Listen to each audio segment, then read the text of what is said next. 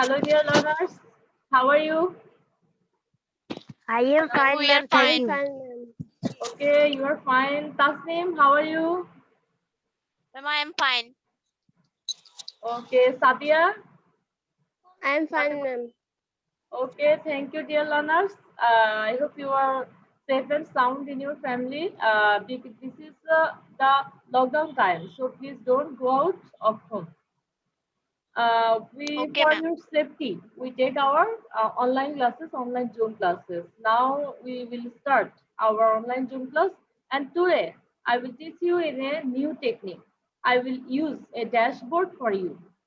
Okay, I will show you a whiteboard, and there I can write what I am telling you, and you have to note down the task what I am writing.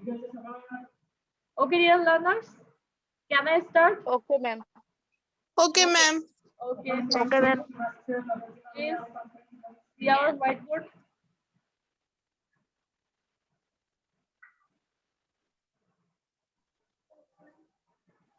Learners, can you see my whiteboard? Yes. Ma'am. Yes, ma'am. Okay. Here I want to write something for you.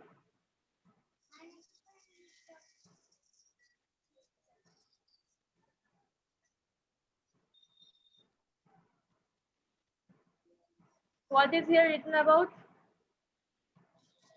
Do you know what is the topic Article. of our Ma'am, today's class? article. Article. Article. Okay. Article. Okay, now I'm writing some rules of article, and at first I want to know what is article.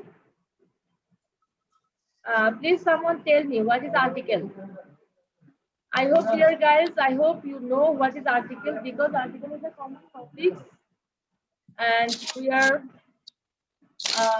learning about these articles in our previous classes. Okay, what is article, Mehnaz? AND के article बोले. Okay, very good. This is the right answer. A and D K article বলে। তাহলে আমরা এখানে দেখতে পাচ্ছি আমাদের তিনটা word, A and D। D আমরা অনেক সময় এটা উচ্চারণ করি হচ্ছে দা। তাহলে এই তিনটা হচ্ছে আমার আর্টিকেল। আমি এখানে লিখছি, দেখো,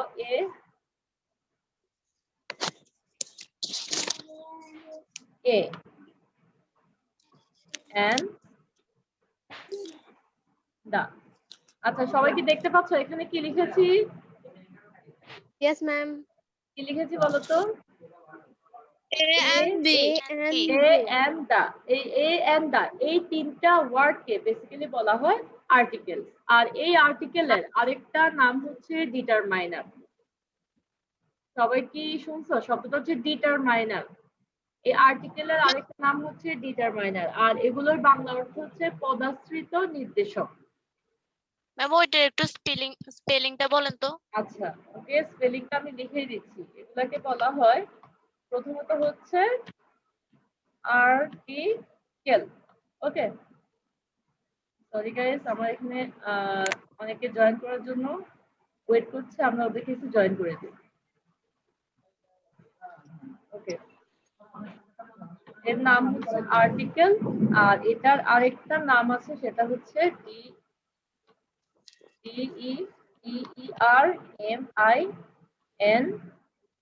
DETERMINAR, determiner. Okay, students, do you notice it?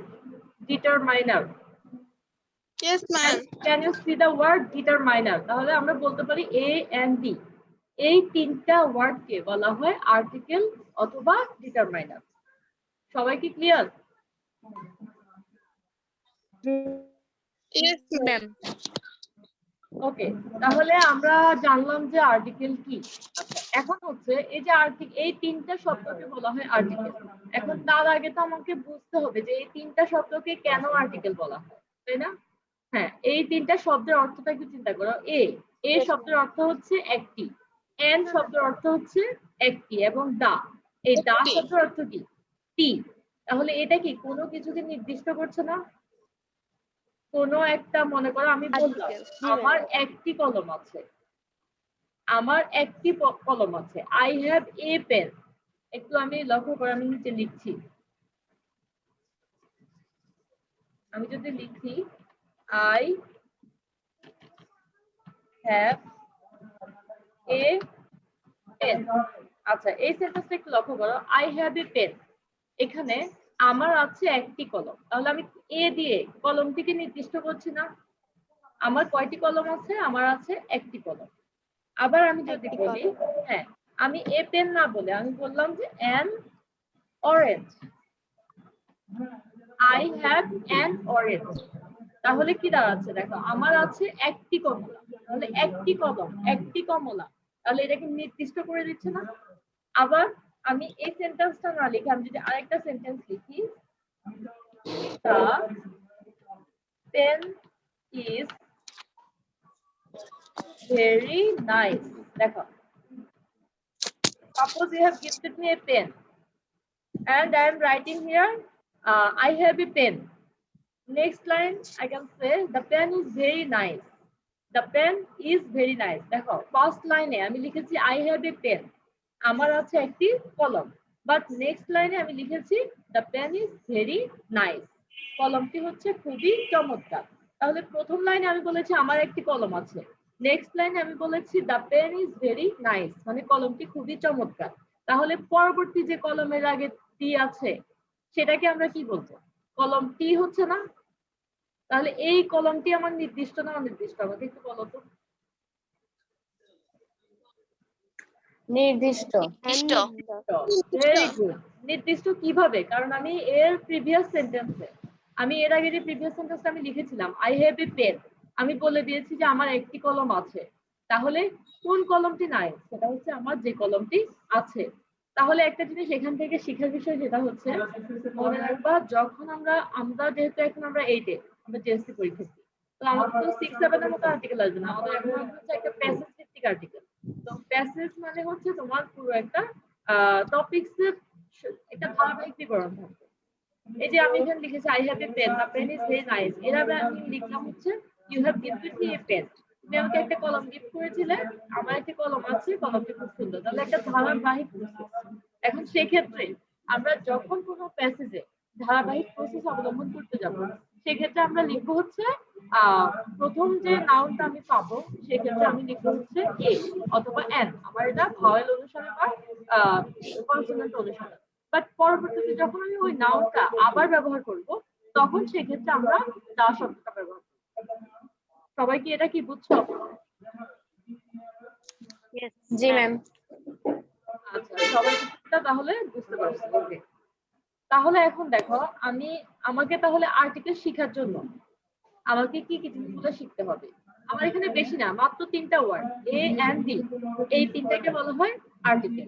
এখন আমি তো যদি আমি শিখে নিই যে কোন কোন শব্দের আগে এ বসে, কোন কোন শব্দের আগে এন বসে এবং দা কোথায় বসে, তাহলে কি আমার জন্য সুবিধা হয় না? শূন্যস্থানগুলো জি ম্যাম। ওকে, এখন আমরা যাবো হচ্ছে কয়েকটা রুলসে, যে রুলসগুলোর মাধ্যমে আমরা আইডেন্টিফাই করতে পারবো কোনো একটা নাউনের আগে শূন্যস্থান থাকলে সেখানে আমি এ বসাবো না, এন বসাবো না, দা বসাবো। তবে তার আগে আরেকটা কথা বলি, সেটা হচ্ছে আমরা যখন কোনো প্যাসেজ নারেশন করতে যাব, আমরা ফার্স্টে প্যাসেজটা পড়ে বুঝে নিব যে কোথায় আমার এ এন হবে, কোথায় দা হবে। আর এটা বোঝার উপায় হচ্ছে যখন একটা নাউন প্যাসেজে প্রথমবার থাকবে সেক্ষেত্রে হচ্ছে এ অথবা এন, কিন্তু পরবর্তীতে যখন ওই জিনিসটার কথা বারবার বলা হবে তখন আমরা সেখানে দা ব্যবহার করব। যতবার থাকবে আমরা ততবার তার আগে দা ব্যবহার করব। এছাড়া কিছু রুলস আছে, বাট আমি এটা জেনারেল রুলস বললাম। ওকে, এখন এ এন তো দা তো ফিক্স, দায়ের জায়গায় দায়ী হবে, এ অথবা এন এই দুইটার আলাদা কিছু ব্যবহার রয়েছে। আমি এখন তোমাদেরকে দেখাচ্ছি, দেখো।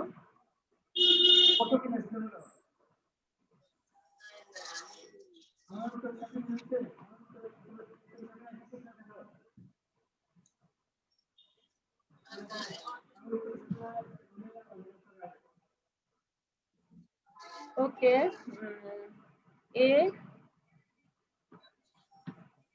এ অথবা এন, আমরা এখন এ অথবা এন এটার ইউজ গুলো দেখব।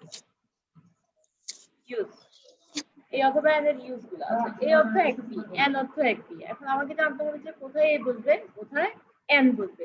তোমরা সবাই কি খাতা কলম নিয়ে রেডি? ম্যাম। আচ্ছা, তাহলে এখন আমি কিছু লিখাবো তোমাদেরকে, সেগুলো তোমরা একটু লিখো। আমরা এখন ফার্স্টে আমরা শিখবো হচ্ছে এ এর ব্যবহার, নাকি এন এর ব্যবহার কোনটা শিখবা?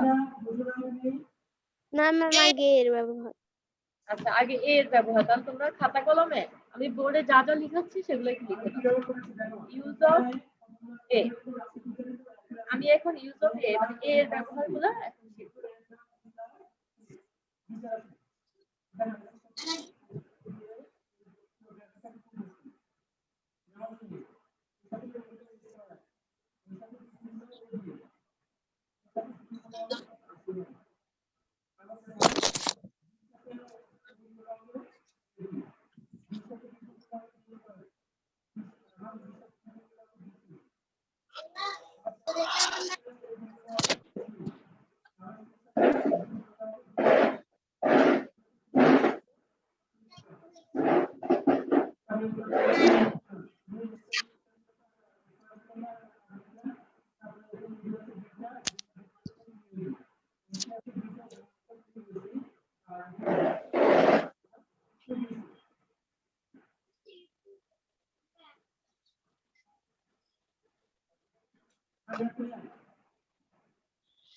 আচ্ছা, ইউজ অফ এ। এই ইউজ অফ এ এর ফার্স্ট ইয়াটা লেখো। সেটা হচ্ছে use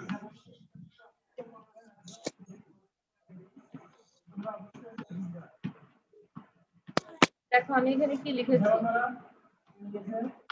use before a consonant word.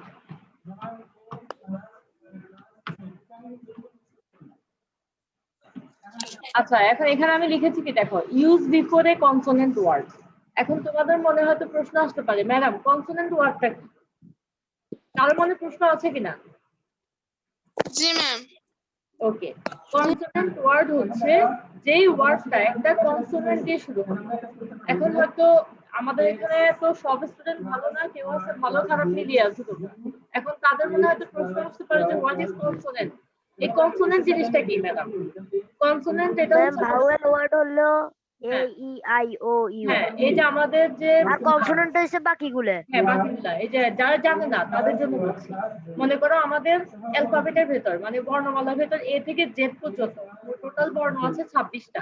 এই 26টা বর্ণের মধ্যে শুধুমাত্র 5টা বর্ণ এ, Vowel. আই, ও, ইউ, এই হাতে গোনা এই 5টা বর্ণকে বলা হয় ভাওয়েল। এটা ছাড়া আর বাকি যে 21টা লেটার আছে সেই লেটারগুলো হচ্ছে কনসোনেন্ট। আচ্ছা, তাহলে তোমরা কি বুঝছো কনসোনেন্টটা কি? আর কনসোনেন্ট ওয়ার্ড হচ্ছে সাপোজ একটা ওয়ার্ড বয়, কমা দিয়ে লিখলাম গার্ল, কমা দিয়ে লিখলাম আপেল। আমি এখানে 3টা ওয়ার্ড লিখছি, দেখো কয়টা ওয়ার্ড লিখলাম? 3টা। 3টা। এখন এই 3টা ওয়ার্ড লক্ষ্য করো, এই প্রথম শব্দটা আমার এখানে এই যে প্রথম শব্দটা আছে কি বয় না, বি ও ওয়াই, বয়। তাহলে বয় অর্থ কি? বালক। বালক। তাহলে এখানে অর্থটা জানার কোনো ফ্যাক্ট না। এখানে বয় শব্দটা শুরু হয়েছে কি দিয়ে? বি দিয়ে বি শুরু দিয়ে। হয়েছে। হ্যাঁ, এই বিটা কি ভাওয়েল না consonant? Ma'am consonant. Consonant. Very good. তাহলে এই বয় শব্দটাকে আমরা বলবো হচ্ছে আমাদের ভাষায় কনসোনেন্ট ওয়ার্ড। জি ম্যাম। নাম দিব কনসোনেন্ট ওয়ার্ড। এরপরে দেখো এখানে আছে G I R L, girl. এই এটা গার্লের তো ভাওয়েল। হ্যাঁ শুনো, এখানে তাহলে গার্লের জি দিয়ে শুরু হয়েছে, জিটা কি ভাওয়েল না কনসোনেন্ট? কনসোনেন্ট। কনসোনেন্ট। তাহলে আমার এটাও হচ্ছে consonant word. But apple, A double ma'am এটা ভাওয়েল। এটা ভাওয়েল। এটা ভাওয়েল। তাহলে ভাওয়েল। আমাদের এটা হচ্ছে রং অ্যান্সার, এটা হবে ভাওয়েল। আচ্ছা, এখন আসো আমাদের কোন সরি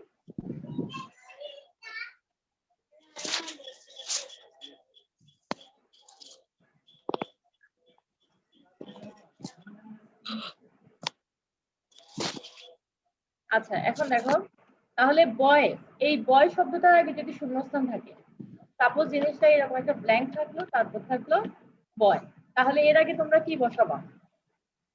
এ এ বয় বসাবা না এ। এন বসাবা? এ সবাই বলো বসাবো। এ সবার থেকে এ বয়। আচ্ছা যদি গার্লের এ আগে শূন্যস্থান বয় থাকে তাহলে girl a girl, a girl. A আর গার্ল। যদি আপেলের আগে থাকে তাহলে কি বসাবা? An N an an Apple. হবে। An apple very good. তাহলে ওখানে থাকতে হবে অ্যান, তাহলে এখানে হবে এ বয়, বা তারপর গার্লের আগে থাকলে হবে এ গার্ল, আপেলের আগে থাকলে হচ্ছে অ্যান আপেল। তাহলে এই সূত্রটা কি বুঝছো কিনা? হ্যাঁ বলো, এখানে কারো কোনো জি, ম্যাম। প্রশ্ন আছে কিনা?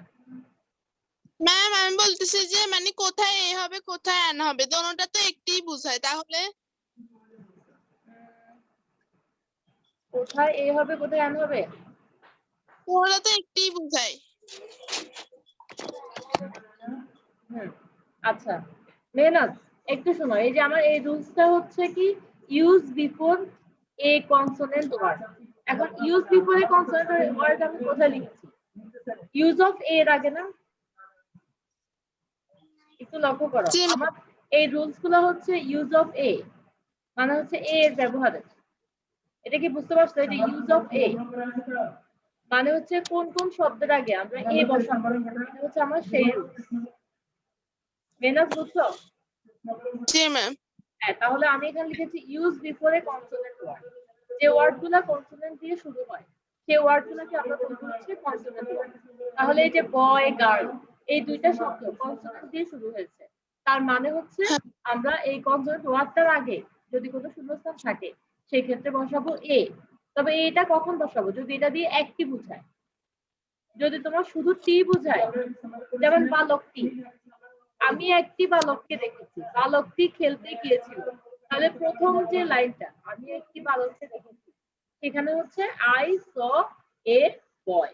আবার যখন বলবো যে বালকটি খেলতে গিয়েছিল তখন বলবো যে দা বয় ওয়াজ গোয়িং টু প্লে। আমি দা দিয়ে টি বুঝি। হ্যাঁ দা দিয়ে টি বোঝাবে। তাহলে কোন একটা প্যাসেজের প্রথম লাইনে হচ্ছে আমরা এ বসাবো, পরবর্তী লাইনে শূন্যস্থান থাকলে সেটা হচ্ছে দা। এটা কি ক্লিয়ার হয়েছে? জি ম্যাম। আচ্ছা ঠিক আছে, তাহলে আমি এবার আমাদের নেক্সট রুলসে চলে যাই। আমাদের 2 number rule.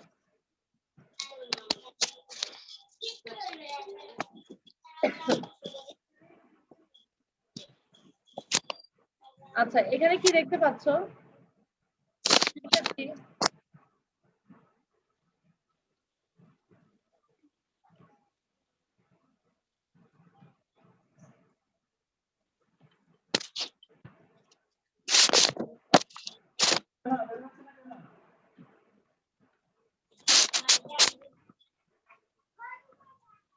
You equal to you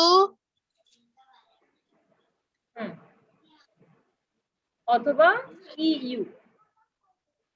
আচ্ছা ইউ মানে ইউ হয় না? জি ম্যাম। আচ্ছা আমি সরি, আমি একটু লিখতে ভুল করেছি, একটু ওয়েট। জিনিসটা লিখতে লাগবে হচ্ছে এভাবে। হ্যাঁ যদি কোনো শব্দ, আমি ব্যাখ্যা করছি দেখো, যদি কোনো শব্দ ইউ দিয়ে শুরু হয়, ভাউল হয়ে ইউ দিয়ে শুরু হয়, হ্যাঁ ভাওয়েল তাহলে এ ইউ বসে। দিয়ে শুরু হবে অথবা ইউ দিয়ে শুরু হবে। তাহলে দেখো ইউ এর উচ্চারণ ইউ এর মতো না? ইউ, তুমি কি উচ্চারণ করো তো ইউ? ইউ হ্যাঁ ইউ। আবার ইউ, যখন ইউ দিয়ে কোনো শব্দ উচ্চারণ করবো তখন এটার উচ্চারণ আসবে ইউ। আচ্ছা আমি এখানে আরেকটা ইয়ে লিখছি, দাঁড়াও।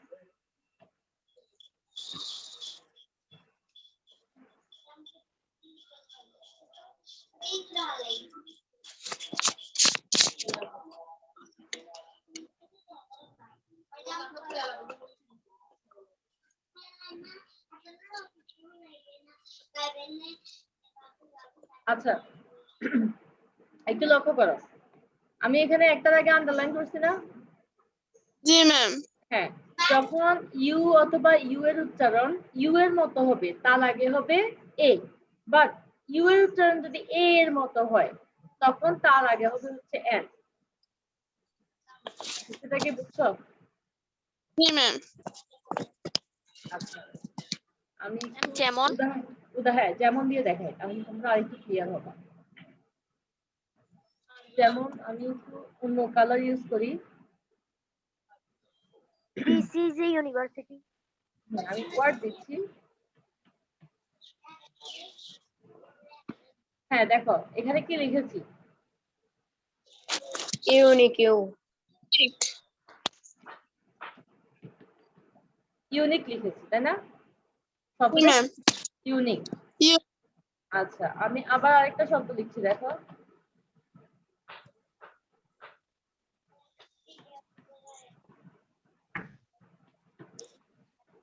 কি লিখেছি?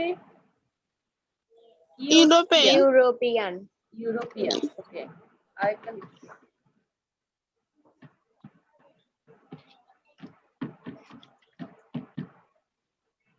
সরি আমাদের একজন ড্রয়িং করেছে আমাদের সাথে।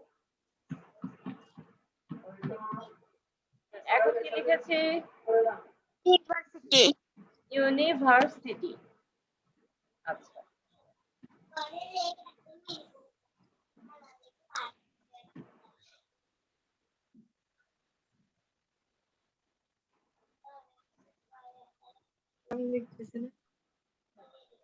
এখন দেখো আমি আবার লিখছি।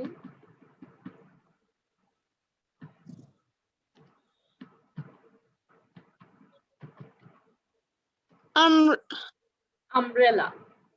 ঠিক আছে?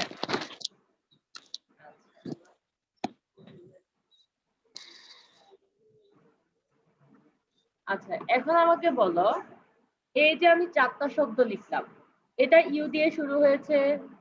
আচ্ছা আমি স্পটলাইট দিয়ে দেখাই। এই যে এই শব্দটা দেখো ইউনিক। ইউনিকটা ইউ দিয়ে শুরু হয়েছে না? ম্যাম হ্যাঁ আবার ইউরোপিয়ান এটা কি ইউ দিয়ে শুরু হয়েছে না? Ma'am European. তোমরা একটু ইউনিক উচ্চারণ করো তো। ইউনিক সবাই উচ্চারণ করো। Unique unique. ওকে এবার ইউরোপিয়ান উচ্চারণ করো। European European. ইউনিভার্সিটি উচ্চারণ করো। ইউনিভার্সিটি আচ্ছা এখন এই যে 3টা ওয়ার্ড এই 3টা ওয়ার্ড তোমরা যখন উচ্চারণ করলা তোমাদের মুখটা কি ইউ এর মতো হয় না? ইউ এই টাইপের আসছে কিনা?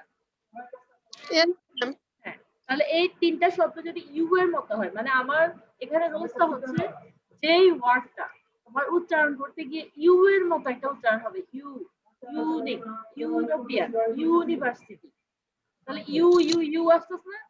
যার আগে ইউ থাকবে সেই শব্দের শূন্যস্থানে আমরা এ বসাবো।